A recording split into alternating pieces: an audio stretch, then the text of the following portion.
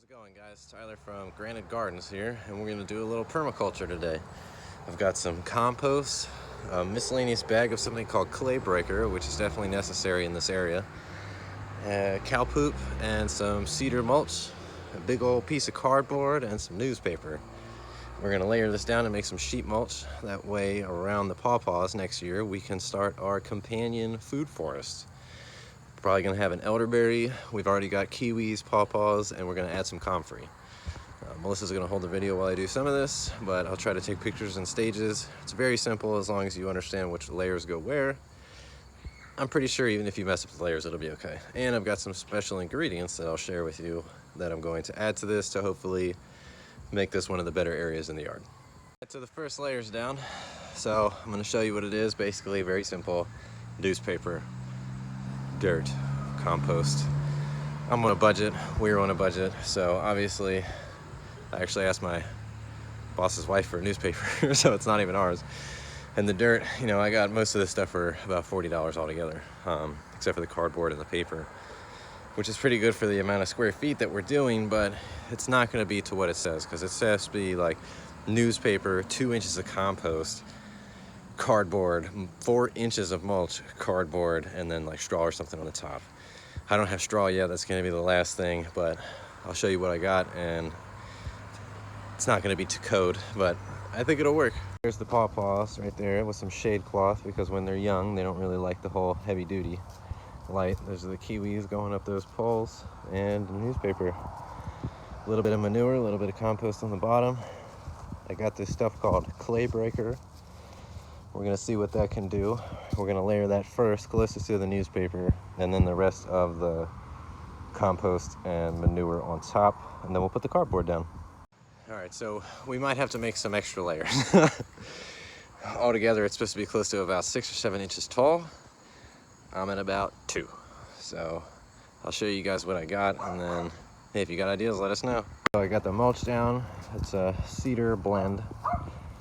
Newspaper first, compost, clay breaker, manure, and then some, it's in that bag, I'll show you the bag later. It's like rock dust, so it's got a lot of minerals that the clay has either leached up or held in out of suspension so the plants can't grab it. That should help replenish that as all this degrades and go down into the ground. We might have to get some more mulch, a couple bags, maybe make some compost in with it. That way all this can break down and build a nice layer, really break up what's down there under this, which I guarantee you is about 20% rock, 80% clay, 0% anything good and worth growing plants in.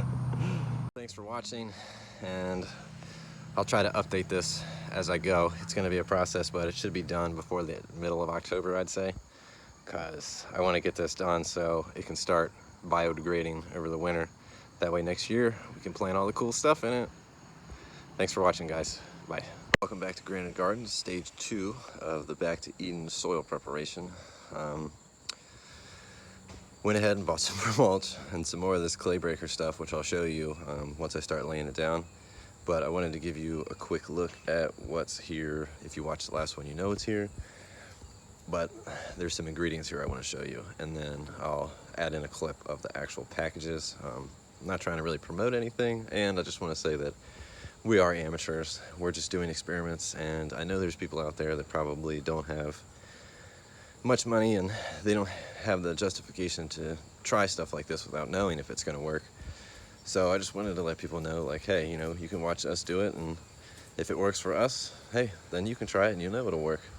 But let me go ahead and show you what's down here. All right, so that layer is down.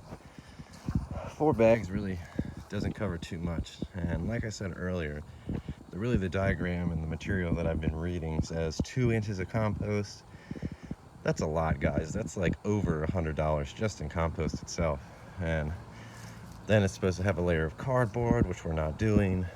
We're gonna actually use like some brown paper that I'll show you to kind of layer the top. But we're just gonna put some more mulch on top of this, and I'm hoping that the compost type stuff in here will help degrade the wood, and then the wood will compost down anyways. So hopefully we'll have enough. But I'll go ahead and put a whole nother layer of mulch on top of here, and then we'll pretty much be done except for the last secret ingredient that I'll add, and then I'll share that with you when I am done. All right, guys, we're on the last secret ingredient. It's a mycorrhizal inoculant. I actually just found this out while I was doing my research on growing my Paw Paws.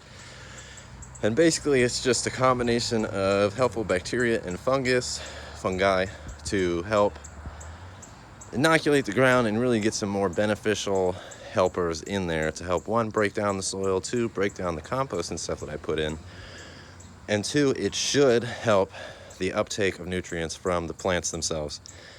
I got a small packet on Amazon, and that packet can treat like over 5,000 1-gallon plants. So I'm using it in a square footage area, so it's a little bit different, but I only use 2 quarter teaspoons for this whole area. So I'll show you putting it on. It's just mixed with water.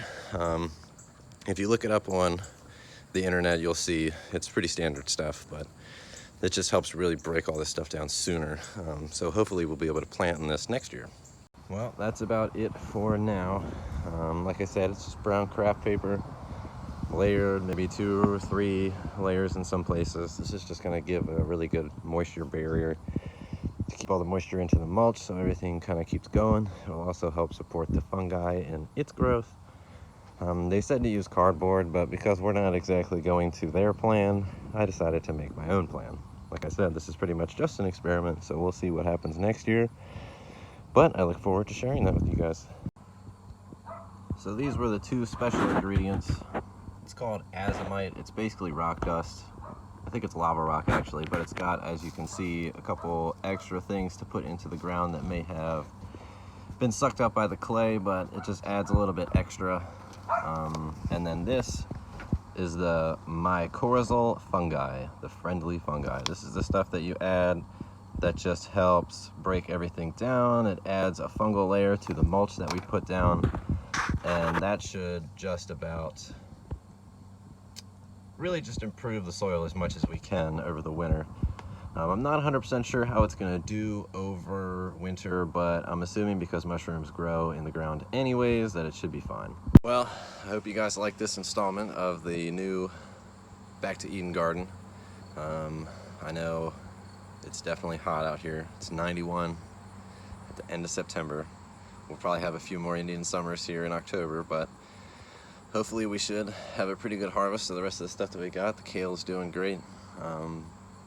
Hopefully the kiwis and the pawpaws make it, and then next year I think we're going to add some companion plants over there. That's the whole point of doing it. But I look forward to opening it up next year and see what the ground looks like and share that with you guys. Like I said earlier, this is all just an experiment, so feel free to watch, take what you want from it. I'll try to get a little bit of a picture of what the sheet mulch is supposed to look like, even though, you know, we did it our own way. But I don't think there's anything wrong with that. You know, we're amateurs, and the best part about being amateurs is just trying. Sometimes you fail, sometimes you don't. I know this year has been nothing but plagued by cabbage worms. They're little, green, maybe an inch or 2 long, not very big, hard to spot. These little white moths keep putting them everywhere, but we tried the BT spray after a more commercialized insecticide, and the commercialized insecticide kind of did work, but not really that well. And then we tried the BT on the kale specifically because they were getting hit the hardest, and that stuff, I'll tell you what, works wonders. Pretty much within 36 hours, any caterpillar that was on there was dead. It's been maybe a little over a week, so we'll check the package to see if we're supposed to do it again. I'll probably go down there and inspect it a little bit later just to see how it's doing, and maybe we'll take a video of that and share with you guys. But hopefully soon we'll have a video for some tips and tricks and our experiences and what's done well and what's not soon, and then you guys can share with that too. Hope to see you guys soon, and thanks for watching Granted Gardens. So literally 15 minutes after finishing this, the brown craft paper was already dry and starting to try to fly away. So I ended up doing the cardboard anyways. I'll give you a look, just really in sections just to hold it down. Hopefully with this stuff wet, it should be heavy enough. If it's not, I put garden staples in that should help hold it in place until it kind of gets a little older and mushier. That way it'll hold everything down at that point. I can pull the staples out.